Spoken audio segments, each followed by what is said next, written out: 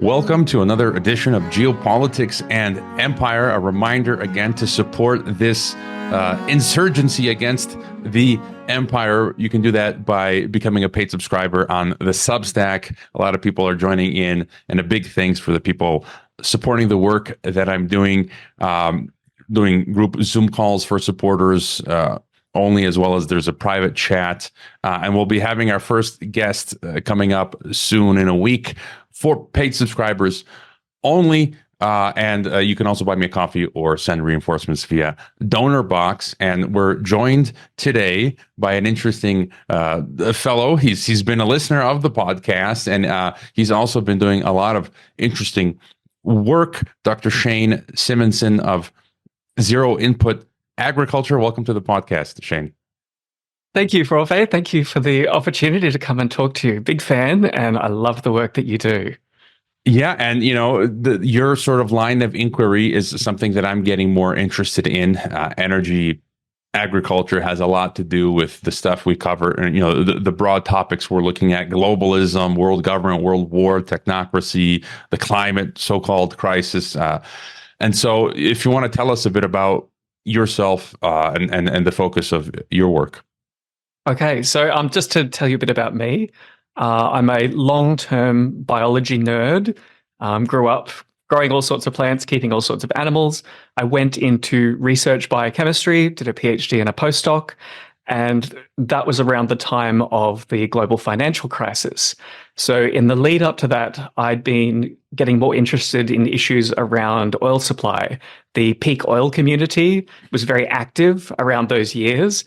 And around 2007 is when we saw this massive spike in oil prices right before the global financial crash.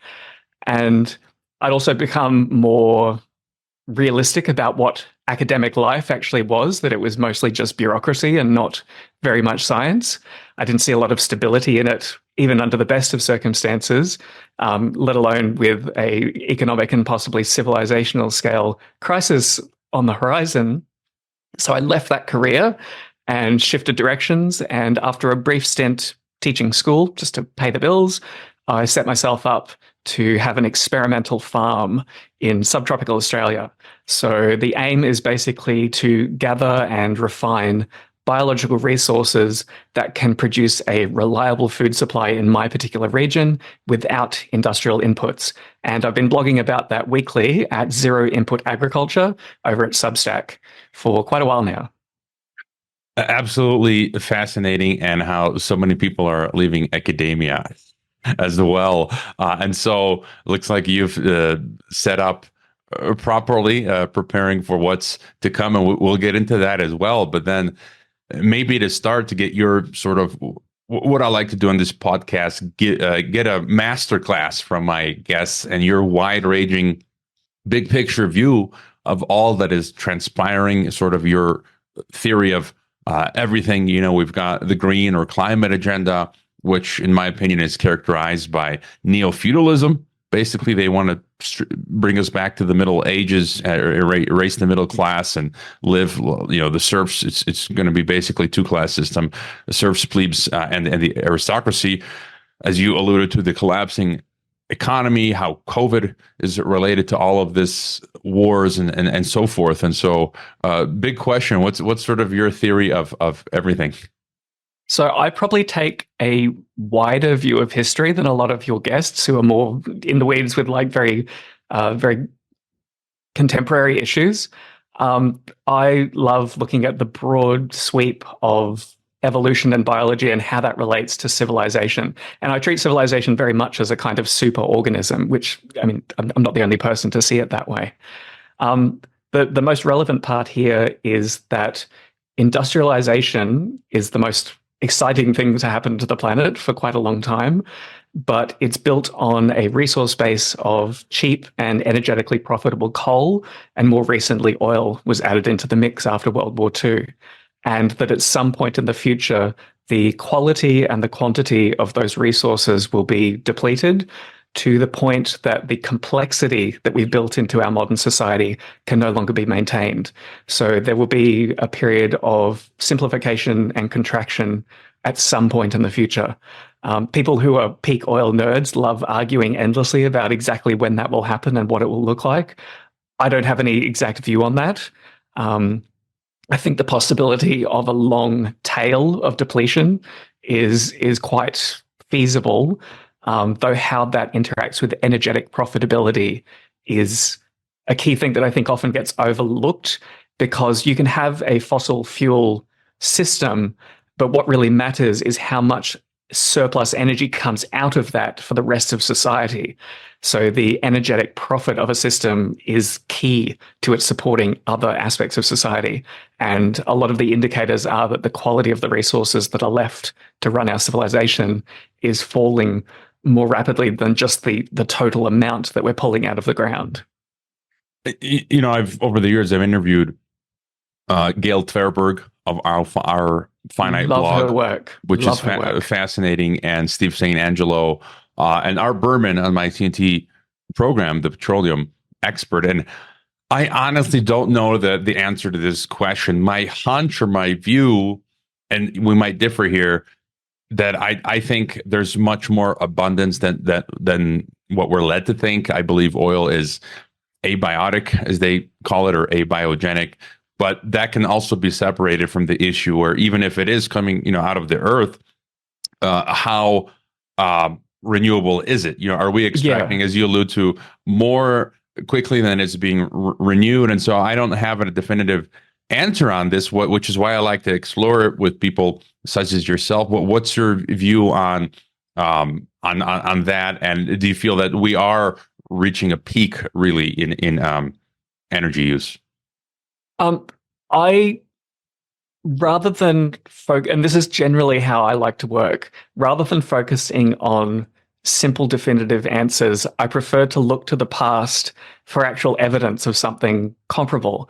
So rather than one global peak, there's been many local regional peaks. So I would point to the oil fields of Pennsylvania. That was where the oil industry really started. And the first resources that they tapped into there were extremely high quality. They were right next to the factories and the populations that could use the oil. Everything was in their favor, and the oil just came rocketing out of the ground. You barely had to drill at all, and this resource just kind of flew out and hit you in the face.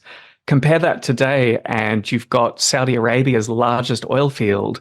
Half of the fluids that they're pulling out of it are seawater that they inject on the periphery of the field to squeeze more oil out of the resource.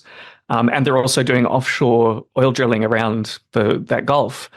If there was unlimited resources on the land, that it was just a political ploy to create artificial scarcity, why would we as a civilization bother in, going to Canada, going to ultra deep oil wells, looking for the dregs, basically, the lower quality resources?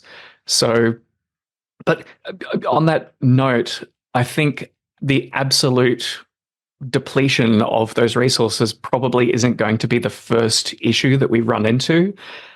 Just as a human body is more likely to die when its circulatory system or its nervous system fails rather than absolute starvation, I think our complex global economy is likely to hit those roadblocks first, that there will be economic or political issues with the pressures caused by a declining quality of resource base. And I think we're already starting to see that.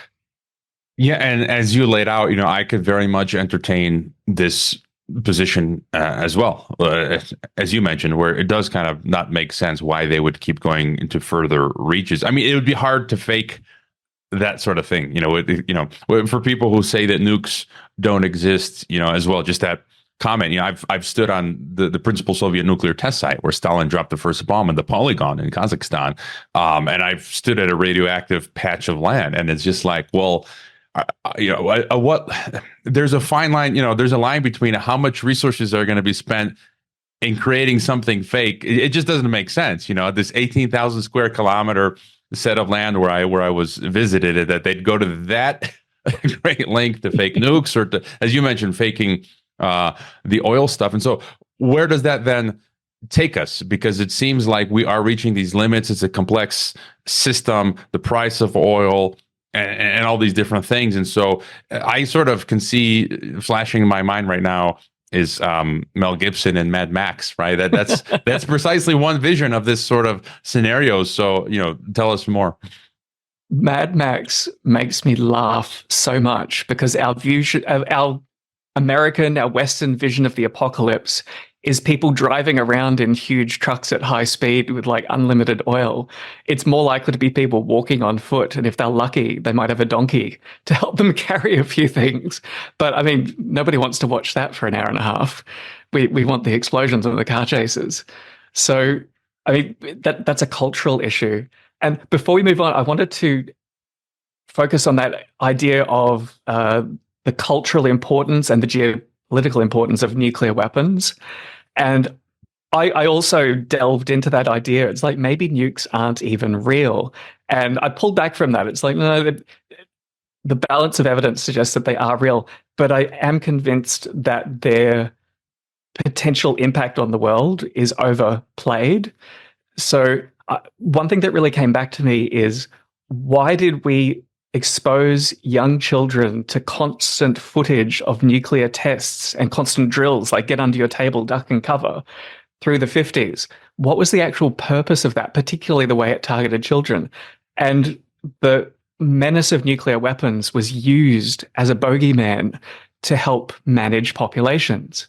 Unlike a lot of your guests, I'm actually quite sympathetic to the elites of our society. I think they have an incredibly difficult job trying to keep this giant Rube Goldberg machine that they've created that's packed with 8 billion potentially homicidal monkeys in it from killing them or killing each other. You only have to look at the French Revolution and the Russian Revolution to see how easily elites can lose control of their populations. All it took basically was the printing press and firearms, and they lost the balance of power, both in terms of force and communication.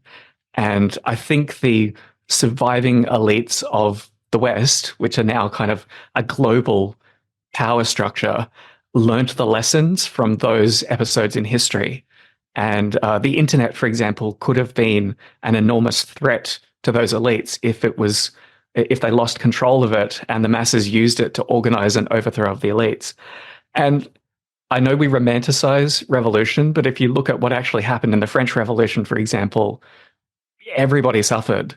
I mean, in some ways it was necessary as a clearing process to like pull down those old power structures, but it wasn't glorious, it wasn't tidy, and in many ways we just went back to a comparable power structure at some point in the future. I tend to view human power structures through an ecological lens, and you can wipe out one form of predator, but eventually some other animal will fill that niche. And I think that's very much true in human societies as well. Yeah, you mentioned that balance between the elites, and it's funny. Now that I left TNT Radio, I've got a little more time for myself, and so I'm rewatching The Man in the High Castle, my absolute favorite show, which I never got to finish watching, and so I'm rewatching it now.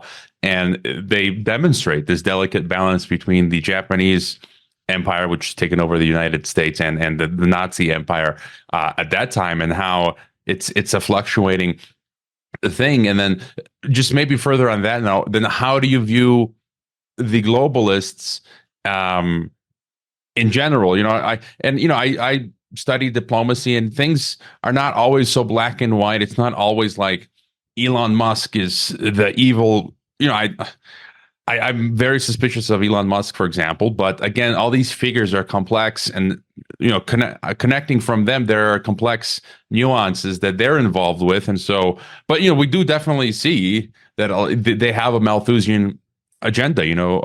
Stanley Johnson, Boris Johnson's fathers, come out and said we need to decrease the population. Bojo has said that. Many people espousing such values, and so just any further note on how you view the globalist New World Order and whatnot. I think it's important to remember or to notice that the elites have a lot less power than we imagine.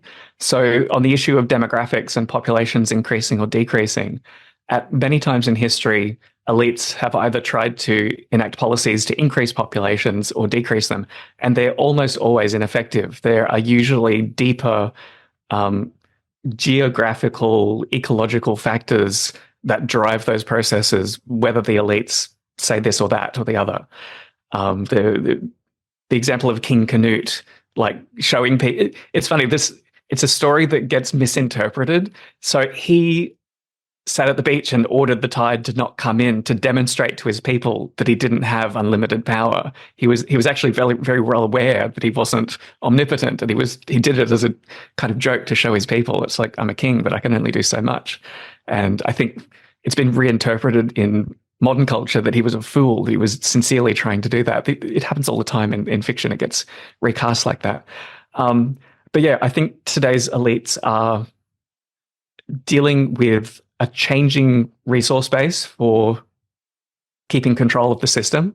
So they're struggling to keep up with that because tools are constantly being put in the hands of everyday people as well, like the internet, for example. Hence the growing kind of miasma of censorship that is, blanketing over everything, which could get vastly worse at the drop of a hat. I mean, COVID was a really good demonstration of all of the powers that are currently in the West being kind of soft pedaled, but that populations, given the right set of psychological incentives, can just be herded to go along with whatever. But there are limits to that. There are limits to how far and how fast you can push people. And there are consequences to a system losing control. A really good example of that was Rwanda, where the West elites basically pulled out, left a installed local elite, one small tribe, kind of nominally in control, but and again, Rwanda's a really good example because there are ecological causes for that political, cultural, social disaster. They'd experienced really, really rapid population growth leading up to the genocide. And they have a tradition where family subsistence farms are divided amongst all surviving children. So with every generation, people were put on smaller and smaller and smaller packages of land to support their families, which pushed them right to the edge of starvation. So the cultural tribe A versus tribe B pretext for the genocide is a simple explanation for what happened, but I've read accounts of what actually happened. And within a village, once authority broke down, people used it as an opportunity to kill competitors for land, basically, even if they were of the same tribe. A lot of the violence that happened was within the two tribes as well as between them. So it was basically just chaos, and everyone taking it as an opportunity to protect themselves and get a long-term advantage.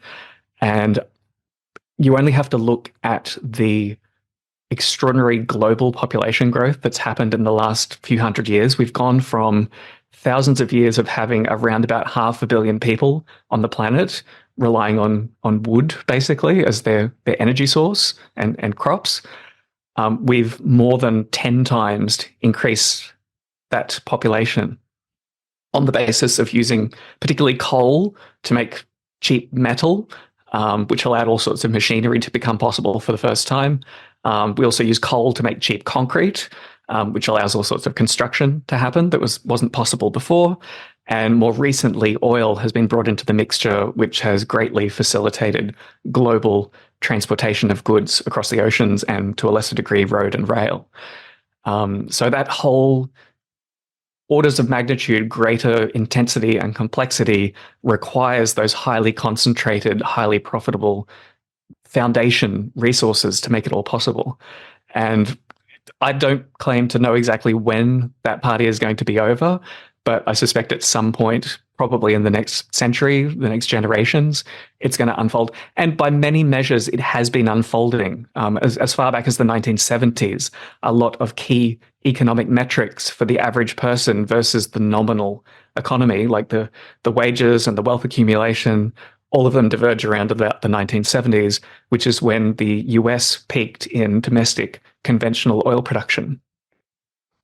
So many questions here, and that sort of leads to the next thought here is what is really good. And I think one of the key points to focus on right now is this whole energy, quote, climate issue resources, because I think that's at the heart of all these other developments, right? The wars now that are coming about, collapsing economy, and you as you mentioned, 70s, you had the Club of Rome, got some of their books right behind me, them sprouting up, and then the question becomes, we've got the different extremes, where one is what I was mentioning earlier, this ultra extreme idea of abundant renewal and all, resources, and then the other extreme of like I call it the death zero death cult now, where they're, in my view, they're legalizing euthanasia and saying, go ahead, kill yourself. Basically, don't have children, don't have dogs or cats. In Netherlands, this 28-year-old woman and just says, I kind of don't like life. I'm going to help sign up for the government's program to kill myself.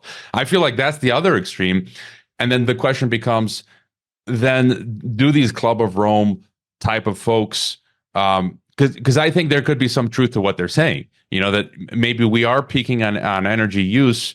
So are they trying to set up, but they can't, one argument is that they can't tell us this, or we're all going to freak out. So they have to invent this climate idea to sort of get us to slow down our use. What's your thought now going, regardless of when it happens, as you mentioned, that let maybe think about the process. Maybe it's going to happen in a year or 5 years or 20 years. But when we get there, how's this going to unfold? What do you think governments are really up to when it comes to the whole climate agenda? I definitely see it as a plausible explanation that climate change is being used as a mechanism to herd the masses towards lower consumption levels. I don't claim to be an expert in it. And again, this is a general way that I approach the world. I try not to get caught up on specifics, like looking for that one document of that one meeting between these evil people in a smoky room where they said this, that, definitively proves it. I don't think our power structure quite works like that. The way I see the world is that the real power are global multinational corporations that function as an interlinked network that have their own interests, but they're usually pointing in the same direction. And that nations and political parties within them have basically been co-opted as the PR department of global corporations. And it gives us the illusion of choice in democracies. It gives us possibly the illusion of war at times, which is also a very powerful mechanism for controlling local populations. And I think it just breaks the world up into smaller pieces that are easier to manage. It also means that the global system can abandon whole regions when they become economically unprofitable. Look at Lebanon, look at Sri Lanka. Probably at some point in the future, Australia will suffer the same fate. At the moment, we're a large resource producer, but we're also extremely distant from markets. We rely on peaceful shipping lanes to get our products out at low cost. I think Peter Zeihan, with his Pax Americana, rules the waves kind of model of why globalism happened, and the likelihood that they're going to abandon that role at some point in the future is a plausible scenario. And Australia is probably going to be one of the first countries that gets cut off, and we'll just have to figure out how to do things on our own. Yeah, and on Zeihan, I think he's got some wacky takes, and he very much parrots the line of the West and the Pentagon. He does work for them and the DoD, but again, he's not a complete idiot. And some of the stuff that is, I think that's why I listen to such a wide spectrum of people, because I think even people like Zeihan has some analysis that could be panning out. And so then going forward, what's your take on some of the technocratic aspects of this energy program they have for us? They talk about 15-minute cities, so smaller cities. They're trying to take away our vehicles. I've talked to James Howard Kunstler, World Made by Hand. That's an interesting thought, and the digital ID. So it's like they want to overlay this control system, and so what are they trying to take us towards? So here's a really important historical detail, which I only learned recently. So in the early days of the oil industry, crude oil was refined into different fractions that had different purposes. Like just straight out of the ground, it's too complicated to be useful for much. So the relatively light fractions became aviation fuel, which was absolutely crucial for the early days of flight. And the heavy fractions were used for diesel machinery, which was used for automating farming and mining and heavy transport and shipping as well. The intermediate fractions that had a medium boiling point, they had no idea what to do with. It was a waste product. Like half of the oil that you pull out of the ground They'd refine it out and go, what do we do with this? That's what became gasoline. They used to pour it down rivers to get rid of it because there was so much of it building up. Like that's why the rivers used to catch fire back in the good old days. So the industrial system invented the internal combustion engine, which uses gasoline, and they invented a use for it, getting people to drive from A to B and back again.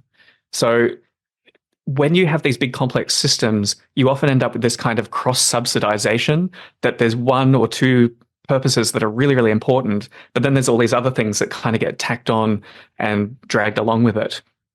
So for the last, well, almost century, this car-centric way of organizing civil society has become ascendant, like it's dominant. I mean, look how rapidly China changed from a bicycle-dependent society to a car-dependent society. There's cultural tipping points. Like if you're the only bicycle on a highway filled with cars, you're a madman. But if you're the only car on a highway full of bicycles and you hit somebody, you're probably going to get torn from your vehicle and like beaten by the crowd for being such an asshole. Am I allowed to swear? So a lot of the consumption that happens in the West is designed to soak up excess production from this integrated global system. In many ways, the US consumer is the consumer of last resort. Like all of the crap that anyone else in the world can produce, put a bit of sugar in it, add some advertising, you can convince the Americans to buy it. And that evens out all of the ups and downs in the global economy. This means that there is an enormous capacity to reduce aggregate consumption in the West without absolutely tanking people's quality of life. Whether that actually happens smoothly, who knows? Because particularly in the US, the infrastructure has been so thoroughly built around car use. Australia has the same problem. Most of our development happened after World War II. Retrofitting that is going to be a pain. Electric cars don't look like they're going to work for a whole bunch of reasons. A really big one I love pointing out is that the roads themselves are made of oil. They're made of asphalt, and there are no substitutes available to do that. So even if you could like wave a wand, turn every ICE engine into an electric car without any consequence or cost, the roads themselves will fall apart because asphalt is cross-subsidized by all of the other fractions of oil that are used for other things. So yeah, it's this is kind of how these big complicated systems work. They constantly shift resources back and forth to even out surpluses and deficiencies. But the problem is eventually one deficiency becomes so critical that there's no way around it. A really good example of this is the reliance on concrete production on sand. And you think sand, the world's like, there's sand everywhere. But the problem is the grades of sand that can be used for high quality concrete construction only come from a few very, very specific locations. You can't use desert sand, you can't use beach sand, or the concrete doesn't have the correct structural properties. So it could be something like that that sneaks up on us and we just can't build skyscrapers and bridges anymore because we don't have that one critical resource. So I think this is one of the important questions, and I think about this as well. So, let's entertain this idea that by hook or by crook, coerced or forced to collapse, so to speak, lower our, standard of living across the board. I live in a urban setting, Mexico's second or third, they debate, biggest city. And I've been imagining lately, the past year or so, if there's no more oil, I don't know, let's say a half-hour drive from family. And then if I don't have access to that oil anymore, I actually calculated like it would take 3 hours or something. I don't know how many hours to walk. And then what would we do? Like it would be, I can't even imagine the entire, different setting, maybe it would take an hour and a half to bike or something. And so we're so far removed. Like if we transition to this new type of system, I think a lot of things are going to change. And any thoughts? Let's say that, again, by hook or by crook, energy use is not going to become as available. What happens now? So this is another one of these really broad picture perspectives that I have. The reason why grains are such a wonderful resource to build a civilization on is because they can be infinitely divided and readily stored and poured from container to container. An authority can observe them and manipulate them as much as they like without huge costs. You compare that to something like potatoes, which are mostly water. You can't just pour them in a tanker ship and move them across the ocean. They'll all get bruised and rot before they get there. There are analogies to this in industrial culture. So if you look at pre-industrial cultures, people were tightly connected to each other and to their locations in ways that made it relatively difficult for authorities to manipulate them. You might be lucky and be able to extract like one or two sons to take off and join the military with the promise that, they come back with glory. But uprooting that whole family and just shifting them to another place or pulling out any members to send them to work in different factories all over the world wasn't something that was easy to do. And if you read about the history of the first factories and the first mass government schools, it was all about breaking up those family structures to create a population that was more like dried wheat, that you could pour it and shift it and divide it and put it where you need it, and it didn't complain. So I see our modern civilization is designed to break us up into individuals that can be manipulated by the system for its own benefit. And Australia is a great example of this. We have the most mobile population in the world. People born in one state, we're as big as the US with only a tiny population. And it's very, very common for people to be born in one state, move to the other side of the continent for a job for a few years, and then somewhere again. And we end up with these, fragmented, not just families, but social structures too. And I think that's endemic in the West. We're all so divided from each other. And I think that's partly by design because it makes us easier to manage as a mass. So the loss of cars, the loss of digital technology should see us returning to those kind of connections with families, with communities, with actually producing those self-defense mechanisms. They're a cultural self-defense mechanism of having smaller regional organizations. So this is bad news, but the good news is, this collapse is bad news. But the good news is, then does that mean they will not be able to carry out the dystopian algorithm ghetto? Or I've Yes. also entertained the thought that if they're trying using the whole green agenda, where they're forcing us to use less resources. Sometimes I've had the thought, if we are dealing with finite resources, they're taking from us and then using, maybe because resources are finite, they're taking from us the energy then that they would need to use to run the whole algorithm ghetto. Because they're talking about now these cloud computing servers are just soaking up so much water and electricity and energy. So it's like they need that stuff to run their digital dystopia. And I don't know, that's just one iteration, but thoughts on whether they'd be, if they're projecting or whether we'll be eating all the bugs in the digital 15-minute algorithm ghetto. So again, this is the general trend with industrialization and technology, that you substitute a smaller scale, skill-based technique, like, making shoes by hand, with a factory that churns out low-quality sneakers that fall apart in 6 months. But that product is so cheap that it outcompetes the handcrafted option. And so that has happened to like manual workers. It's happened to farm peasants like labor. I think it's about to happen to our elites, that they will use AI as a cheaper but lower quality substitute to their own judgment and the projection of their own power, either through force or through culture. Like, they use a bit of both. And my prediction is that we're heading into a era of techno-authoritarianism, but that at some point that technology will fail in a way and the elites will have forgotten how to rule with pen and paper. And that's when you set up conditions for a cultural fragmentation, for an economic fragmentation. That's absolutely fascinating. Joe Allen, who I had on Dark Aeon, is his great book, and he says it's idiocracy and algocracy, right? I first learned that term in 2020, rule by algorithm. And so it would be sort of like a dumb version of dystopia. Yeah, I can, and in some ways that's kind of worse. It's like the movie 1985 film Brazil, where he's living in sort of this poorly functioning digital dystopia. And did you think, and that's sort of depicted in a lot of these movies, like Hunger Games and I think Maze Runner. So you think ultimately, maybe for a time they'd be able to carry it out, but eventually would break down, and then again we would be free from elite control?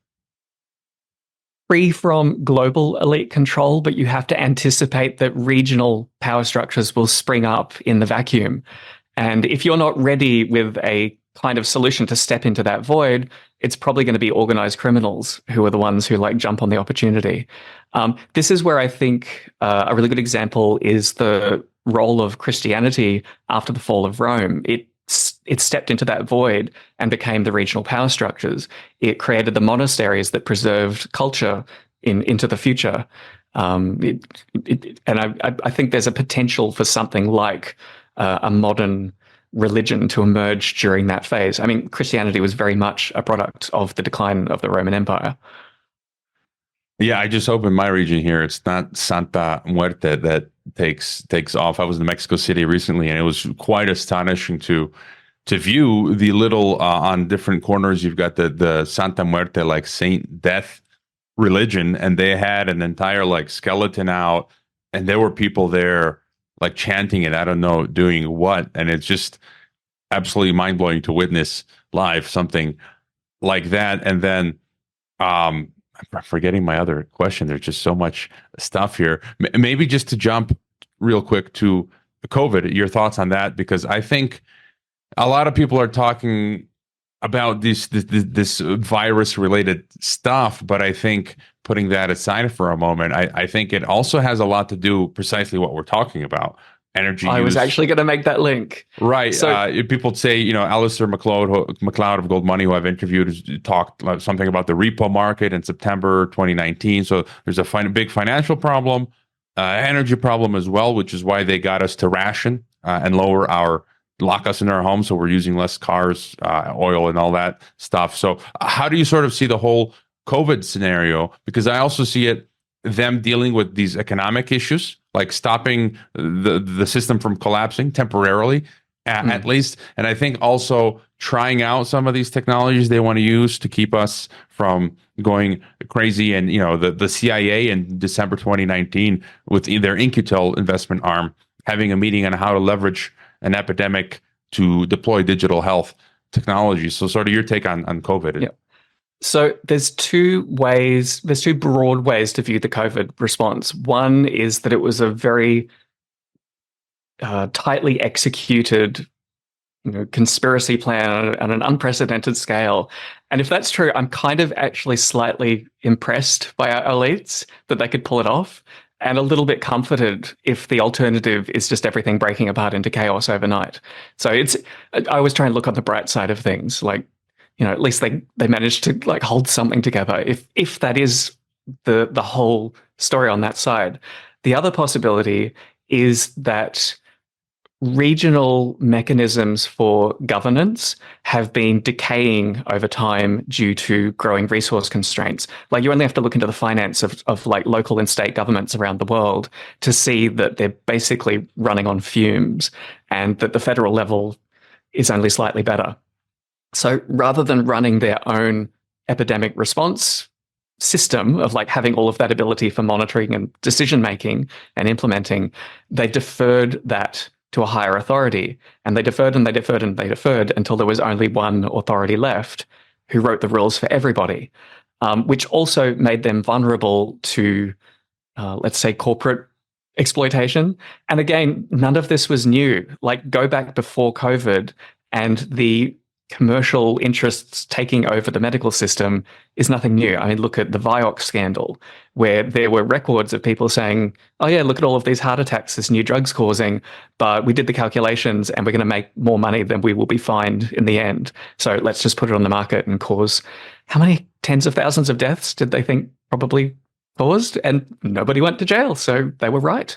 There's so many examples like that where the medical system is incentivized to keep expanding the window of treatment of some technique that they've have available beyond the point where it causes net benefit to where it causes net harm. I mean, a really non-controversial example of this in Australia, knee reconstruction surgery is something that was developed and rolled out on a large scale recently. And now they're just doing it to everybody. And when you actually carefully look, like you can do sham surgery on people where they don't actually have anything done inside their knee and they report the same improvement in symptoms afterwards. But the doctors get paid either way and the system keeps on rolling. So, yeah, and I think definitely there would have been elements of that in the COVID response. So I try not to get sucked into deciding which of those is true because I strongly suspect that the information that is available to me is insufficient to make that with any confidence. And I also realize that in terms of practical decisions that I make as an ordinary citizen, it doesn't actually change anything. Other than potentially signaling that I'm part of Team A or Team B, which I try not to do. I don't have that kind of personality. I'm kind of terrified when masses of people get together and, start chanting Santa Muerta or whatever the thing they decide to all chant together. Ever since I've been young, I've been really aware of how dangerous groups of people can be because I've always been an outsider. So, but it's funny, like looking to past episodes of civilization decline and fragmentation and collapse, and mass hysteria, mass madness. Usually, the best strategy is to not throw your body into the gears of the machine thinking that you're going to stop it. Like you have to be able to judge how heavy the train hurtling towards you is. Usually the best bet is to just nod and agree and get out of the way, stay off the radar and just look after yourself and your family. The USSR, the Soviet mania, is a really great example of a civilization that tried a top-down coordinated transformation of their economy and society in short order. And the people who tried to fight that were just squashed like bugs. The people who just quietly grew some more potatoes in their back garden without making a big fuss and just, kind of nodded and said, sure, boss, whatever, and went along with it, were the ones who actually made it through the other side. On the most part, like there's always going to be random events, but yeah, that's my general perspective on what's coming. That fighting the system, like particularly the global economic system, is so huge and so powerful and has so many resources at its disposal. But it will die because of that reason at some point. The resources that make it possible will fall apart at some point. I mean, this is a big blind spot I think Peter Zeihan has about the potential for the United States to fragment politically in the future. The only reason why it is a country of that size is because 90% of the indigenous population died within like a matter of years, and there was this huge empty territory that Europeans could pour into, and the resources and the rivers and the railways and now the oil and the electricity have allowed it to remain politically and economically cohesive, because all of these little subcultures, which are very obvious if you look for them, they're also satisfied about the amount of resources they get that they have no incentive to turn on each other. Again, going back to Rome as an example, and many other civilizations as an example, the real trouble starts when the elites start turning on each other. And I don't think we've quite gotten to that stage yet. They still have their incentives basically aligned, but at some point in the future, I mean, China is a really good example. So they were admitted into the World Trade Organization in the 90s and basically became an appendage of the global industrial system. And Gail Tverberg pointed out one of the reasons why. They had one of the last remaining large, high-quality coal reserves in Inner Mongolia, and that's basically what has fueled them turning into the factory of the world in short order. Without that coal, none of that would have been possible. Those reserves are now starting to show their limits. Their demography is also doing all sorts of difficult things. But the real question is, how wedded are the elites of China to the interests of the global system? It's again, I'm not in any position to know that kind of information. I don't think very many people are. And that could change in time. A real war between China and the global system might happen. A fake war between China and the global system might happen for the purposes of telling everyone, oh, this is why we have to do rationing. This is why you can't drive. This is why you have to have less, because all of our efforts are going into preventing us from falling to this big evil. And again, human psychology is built around this. We have evolved as small tribes of people who have to maintain group identity and a healthy degree of hostility to outsiders in order to survive. And that instinct is very useful for elites for managing populations of millions of people, which they've never managed to do before. Again, so many interesting things here, but when you mentioned about a third world war, then the question becomes, and I've seen this a few times mentioned before, could we even have a proper third world war if there's not enough energy to carry it out, to manufacture all the new tanks and jets and then put the oil in them to get them across? And any thoughts on that? Yes, absolutely. So the saying is that generals always prepare to fight the last war. And I think our popular imagination has been very shaped by World War II, which was the first mass industrialized warfare. You only have to look at the difficulties supplying conventional missiles in the current conflict in Ukraine on both sides to realize that the ability to produce that intensity of industrial input for warfare just isn't there anymore.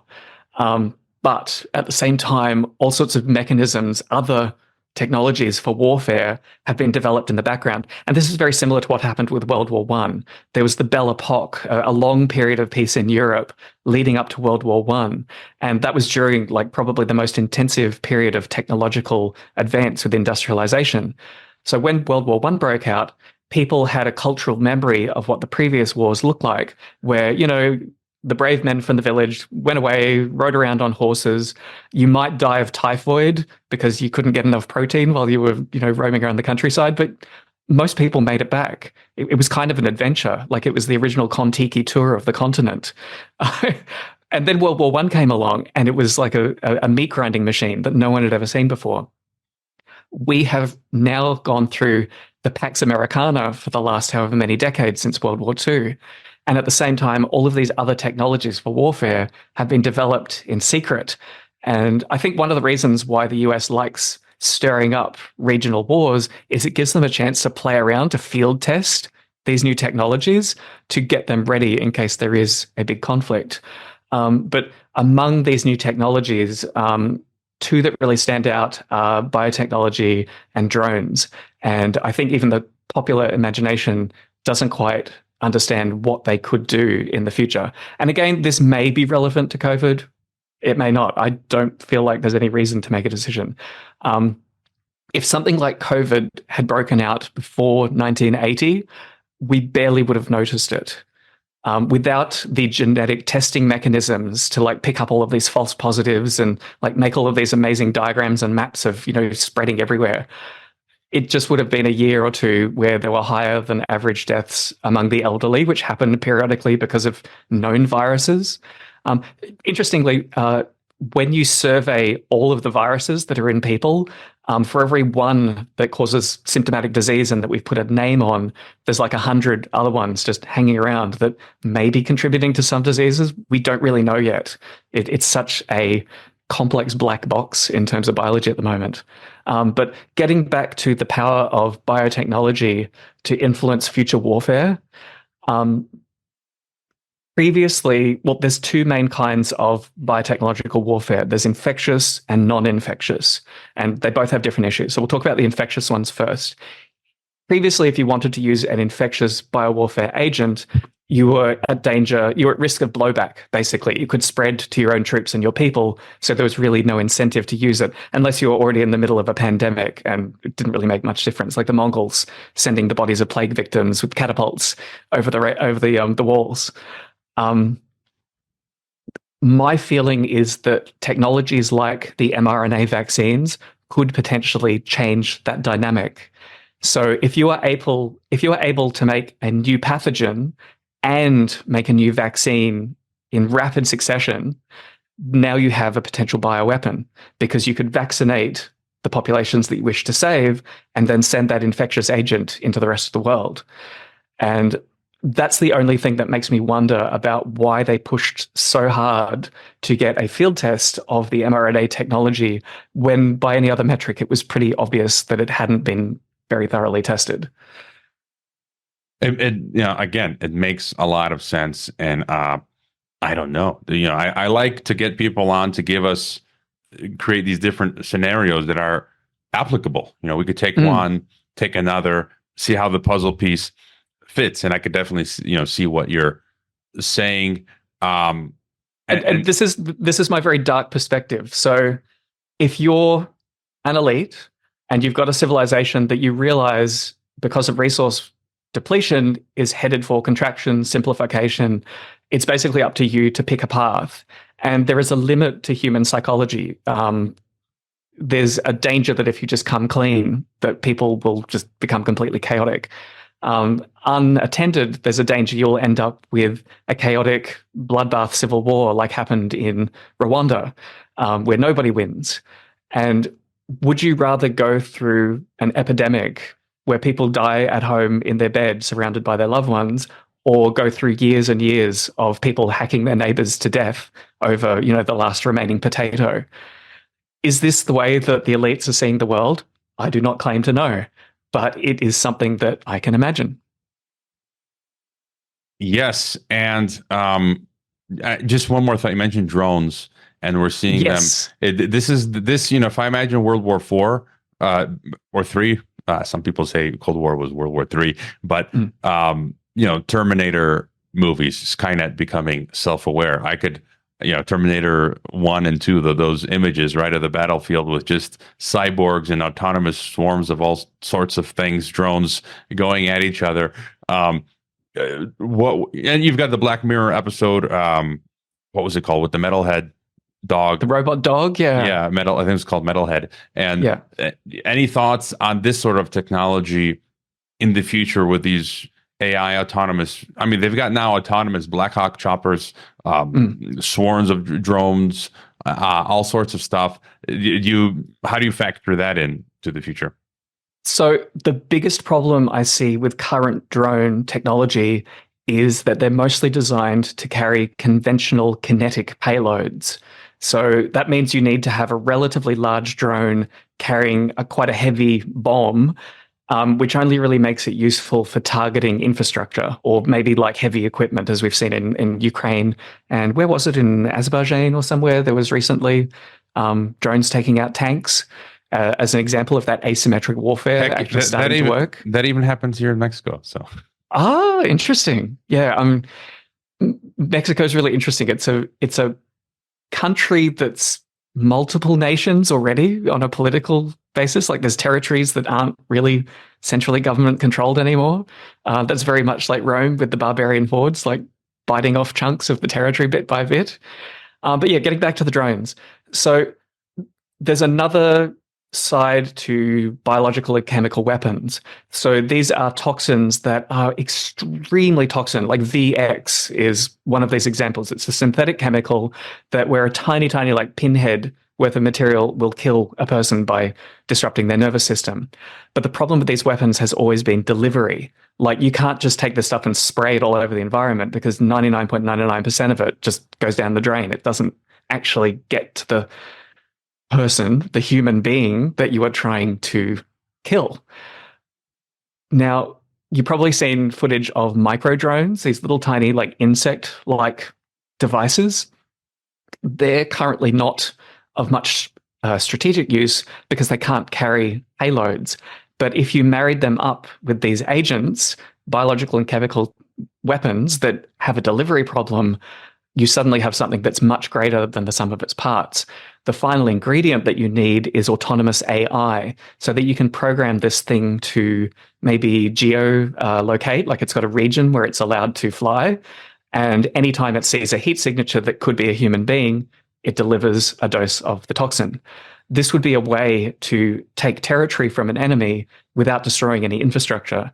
And in a resource-limited future, you may not have the resources to rebuild cities and factories and all these kind of things.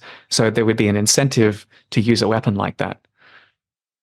Wonderful. Our future now is Maze Runner. I'm going to go back on I didn't watch the sequel, but I did enjoy the first film. And so, before looking at maybe some solutions or preparations, any other thoughts on the problem or extrapolating how things may play out? Anything else that's important for you to get across? The main thing to keep in mind is that the tools that the elites have at their disposal to manage populations are complicated and fragile and completely dependent on them maintaining the entire system. I mean, look at where our microprocessors come from. 2 factories in Taiwan, right off the shore of our potentially greatest rival if the global system starts to fragment. Who thought that was a good idea? So again, it isn't about defeating the enemy. You just have to outlast them. And all you need to be able to do that is to feed yourself and stay off their radar. That's the 2 simple ingredients. And that usually means being in a region that's peripheral to the empire, some little tiny, mountain valley with a little bit of fertile soil that is so remote and so small that it isn't worth conquering, that the empire has no reason to march all its troops up there for a sack of potatoes, but it's enough to keep your little village going. Yeah, and you remind me earlier of what you were mentioning. I was in Acapulco on Acapulco not long ago talking to Curtis Stone. Shout out to him. I don't know if he's listening, urban farmer, Canada. And he was basically saying on my TNT show with him, get out the way. Basically what you're saying, just quietly get out the way. We'll get some water, food, land, community, network, and just try to survive. And so people listening are probably thinking, where is one of those places that Shane's talking about? Am I in one of those locations? I'm hoping Mexico is, out of the way. But we've got our own issues now dealing with these regional mafias, right, taking over cartels, narcos, and so then other thoughts on what people can do. I think most of it is just common sense. The more I've talked to hundreds of people now, the more I'm just thinking like, it's just really common sense. I don't really need to take somebody's webinar on how to do this or do that. Teddy Roosevelt always used to say, do what you can with what you got where you're at. It's really just basic stuff. And so your thoughts on how people could prepare for some of these things that might be happening. I just think having a land is important, right? And then fertile enough, having a well with water source, food that you can grow, fruits, vegetables, then protein, chicken, goats, whatever thing, camels, horses. Now you overlooked the most important thing. So in our modern industrial society, calories in food are so overabundant that we've become blind to their importance. So this is one thing I really focus on with zero input agriculture, is figuring out staple crops that produce storable, reliable energy that can actually maintain like basic social complexity. And the estimate is that you need an energy return on investment of about 5 to 1 in order to maintain the rest of like a simple medieval style village life. So I've been going through all of the staple crops that I can get my hands on, including some new ones that have never been domesticated before, that I see this as the perfect time in history to domesticate new crops while we've got the luxury of not having to feed ourselves 4 months from now. We can afford to take risks in a way that people haven't been able to do for thousands of years. But that window will only last for so long. At the same time, our ability to find crop genetics and bring it to our location and test it, that is unprecedented. 100 years ago, if you wanted to find a new crop, you would have to get on a sailing ship and be gone for months. Like you'd need a royal decree, you'd probably die, like get shipwrecked along the way. Now you can spend an afternoon on the internet using a global information system, a global payment system, and a global postage system to get those seeds to you. So most of the pre-industrial staple crop genetics of the world, like every village used to have their own particular varieties that were suited to their local conditions. All of that was swept up during industrialization and put in seed banks that were first created by governments, and a lot of them were then sold to commercial seed companies. So we have a window in time to get those resources back in the hands of the people, find the right place to grow them, prove to ourselves that they produce enough of an energy surplus to have a chance of supporting local communities. Mexico is at a huge advantage in this regard. Despite NAFTA coming in and flooding their market with industrial American corn, they've managed to keep lots of little isolated pockets growing indigenous corn genetics and other staple crops. They'll come back relatively easily. Australia, by contrast, we went from hunter-gatherers to industrial agriculture with pretty much nothing in between.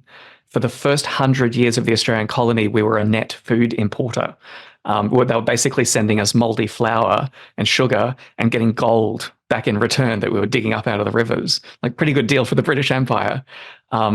We also have an extremely volatile climate that swings between really wet and really dry conditions.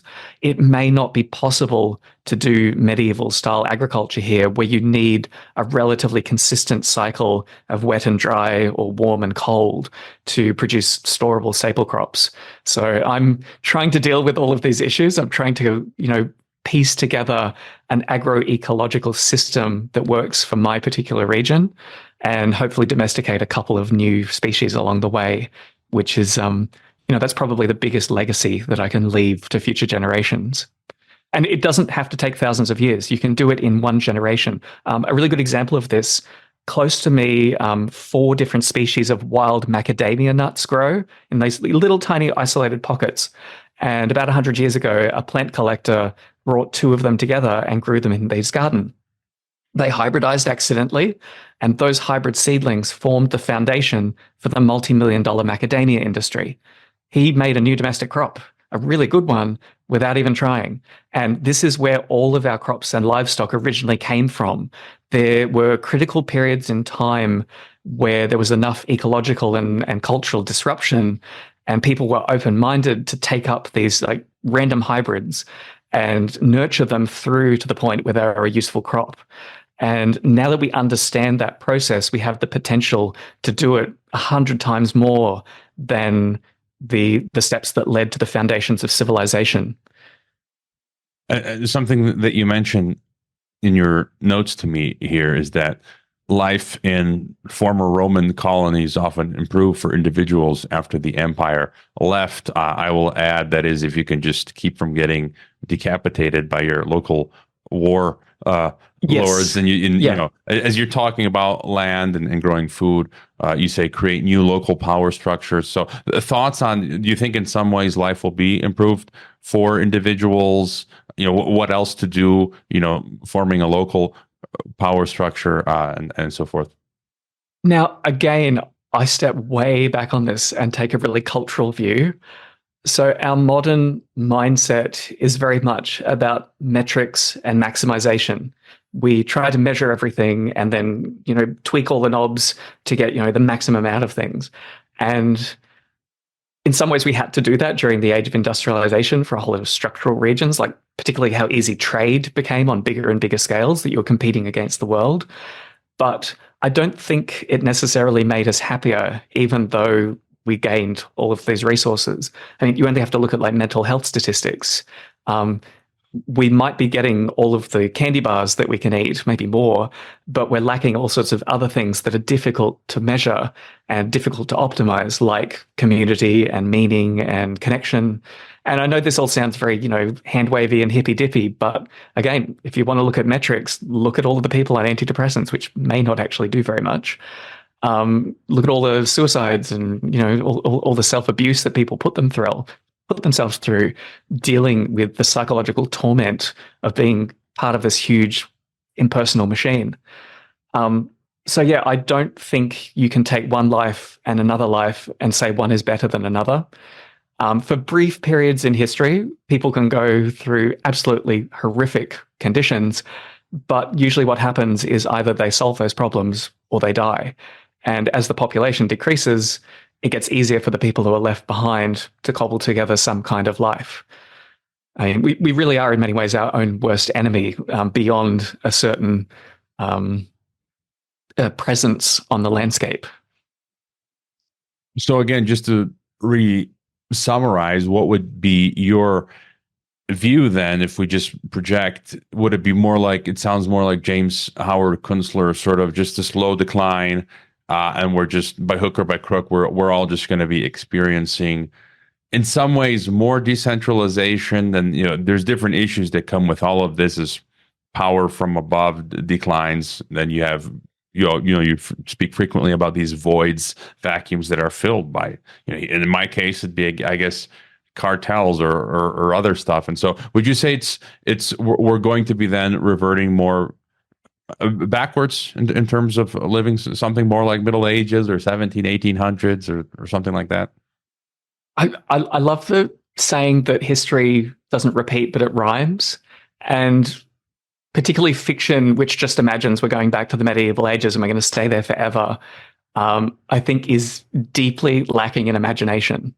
So, and again, I go right back to the foundation of civilization. The reason why we ended with the particular societies and cultures and structures traces right back to the particular crops that we first domesticated pretty much by accident.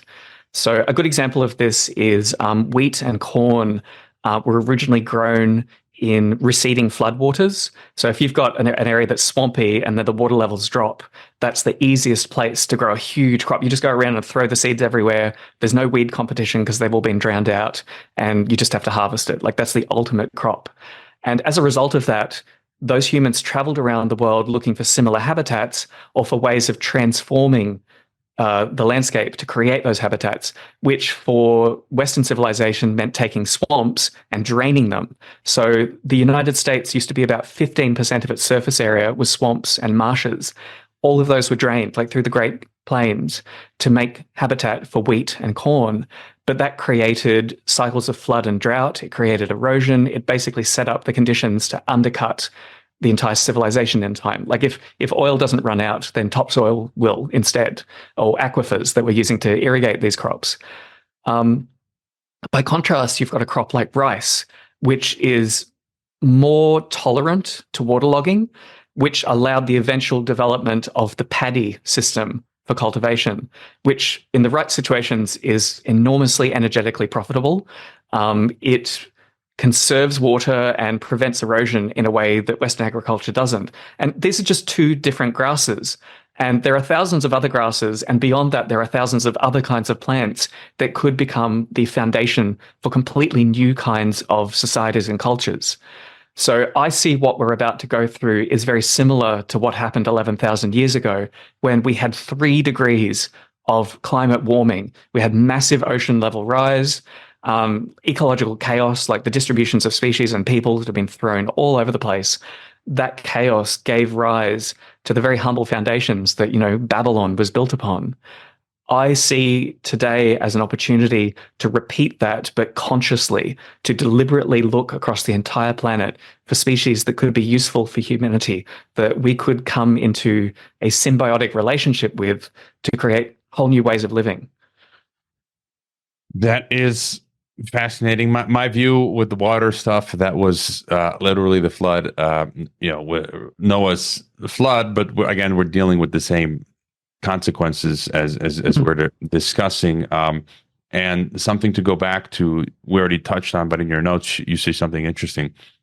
1984, and Orwell being heavily promoted by the CIA after his death, hoping to demoralize the USSR, galvanized the West. And then you talk about, and I agree with you, that one of the most interesting ideas in the book is the perpetual war between the 3 blocks not being real. And you talk about world, this subject, this for me is a big question. Like you said, the US-China connection is, we can't know. We can sort of extrapolate. I was reading yesterday, Michael O'Fallon of Sovereign Nations. I'm a fan of his. He was pointing out he works in the travel industry. And now it's being reported that we're seeing all these Boeing planes have issues. And China state-backed COMAC, Fortune magazine today says Airbus and Boeing clearly dominate commercial aircrafts, but the future could look different if China's COMAC emerges. And so there's this question of convergence of, Anthony Sutton and others have talked about China, East and West, trying to come together to form this totalitarian world state. And that would be sort of Orwellian, where they're telling us U.S. and China are at war, but that's only in the newspapers. Like, not in Yeah. reality, nothing's going on. I knew someone who used to work in the Russian oil industry. They were not Russians, it's Croatian. They told me that all this news, he's working in the oil industry in Russia, and says, look, there's so many deals and so much money being made by the Americans and the Russians and the Russian companies, the American companies. It's completely disassociated from what we're reading on the newspaper. And so, any further thoughts on this World War III, if it's more reality? I just commented the other day, like I put a meme on someone's tweet, reality TV, where it's like Iran is telling US, okay, we're going to target this, this, and this. And I'm like, in a real war, you wouldn't be. It's like battleship telegraphing every. Like, that doesn't make any sense. Any further thought on this sort of Orwellian Third World War and 1984? Again, this is a point to emphasize the benefits of not being drawn into making a decision in your heart. If there is some kind of war taking place, it doesn't really matter whether it's real or fake. Like, what do those words even mean? Like, there are still things blowing up. There are still people dying. If the left hand is stabbing the right hand, does it matter if you're a finger, whether the arms are connected to the same body? So keeping that open mind and not being manipulated by the instinct to pick one side or the other, either of a explanation or of political sides fighting over things, that's your best chance to avoid being sucked into the maelstrom, to stay on the sides and just whoever happens to be pointing a gun at you, just be like, sure, boss. And maybe you're right, boss, maybe you're not. But either way, I'm not getting shot today. Very fascinating. Any other thoughts for us? Final thoughts, other thoughts? Oh, there's so much. Well, if I've only got a little bit of time left, I will do a short plug. So I am about to release a book called Taming the Apocalypse. So it's a short manifesto, basically, on the potential for biological technology to decentralize and to open pathways to new civilizations after industrialization runs its course. So that will be coming out in the next couple of months as an ebook and as an audiobook that I plan to release through my Substack, because you can do subscriber only podcasts on Substack. So I'm like, I love the platform, so I'm going to leverage it and keep my however many cents that I managed to make out of the process out of Amazon's hands, because they don't need any of my they don't need my money. They're doing fine. I also wrote a series of 4 novellas, science fiction novellas, set in a distant, decentralized biotechnological civilization called Our Vitreous Womb. It's under my pen name, Haldane B. Doyle. So if you're interested in this whole idea and imagining alternatives to, Star Trek or Mad Max, this is a third option for culture to start working towards, to imagining a future. So all those links are in the description. So I guess reading your fiction book, that would be sort of your extrapolation or vision of where we might be headed. Yes. Yeah, and it's interesting. I always ask people who've read it, and it's gotten very good reviews. I just haven't done the usual song and dance of paying for advertising. Like, the internet is very much a pay for play for self-published authors these days, and I just refuse to do it. But it is neither a utopia or a dystopia. It depends on your perspective. For the people in this world who feel very happy with their place in it, it's a utopia by any metric compared to today. But for the people who don't feel like they're suited to what they've been assigned, it's a bit more challenging. So the story focuses on those individuals navigating a very different form of social organization. So I hope more people who are listening to this podcast will give it a go. I was just thinking what color pill to label this discussion, and it's like black Green pill, pill? white. It's like gray pill. It's not entirely black.